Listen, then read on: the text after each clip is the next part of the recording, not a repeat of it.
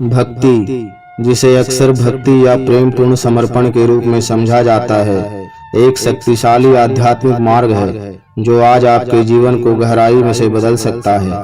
चाहे आपकी धार्मिक या आध्यात्मिक पृष्ठभूमि कुछ भी हो, भक्ति केवल एक धार्मिक भावना नहीं है, यह आत्मा की एक गहराई से निकली हुई पुकार है जो ईश्वर से जुड़ने की तीव्र इच्छा को प्रकट करती है। आज की तेज रफ्तार, तनावपूर्ण और भौतिकवादी दुनिया में भक्ति एक ऐसी ऊर्जा है जो जीवन को न केवल शांत करती है बल्कि उसे नया अर्थ और दिशा भी देती है। भक्ति का अर्थ पूर्ण समर्पण और प्रेम है। यह किसी विशेष धर्म, संप्रदाय या रीति नीति में सीमित नहीं है।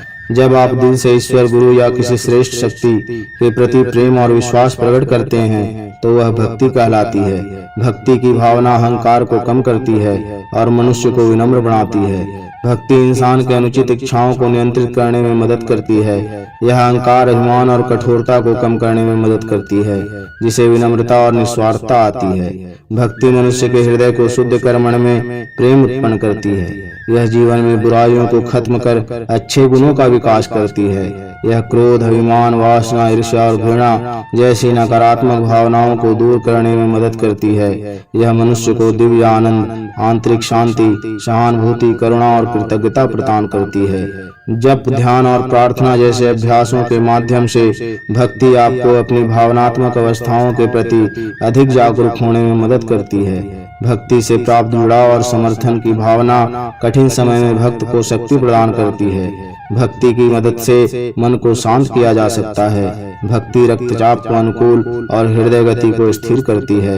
यह सकारात्मक हार्मोन के प्रवाह को बढ़ाती है, जिससे खुशी और हानि या मृत्यु के सांसारिक भय से मुक्ति की भावना को बढ़ावा मिलता है। भक्ति की मदद से जीवन को गहरा अर्थ और उद्देश्य मिलता है। यह अहंकार और अनुकूलन की सीमाओं से परे आपके सच्चे स्वरूप की गहरी समझ प्राप्त करने का एक मार्ग है।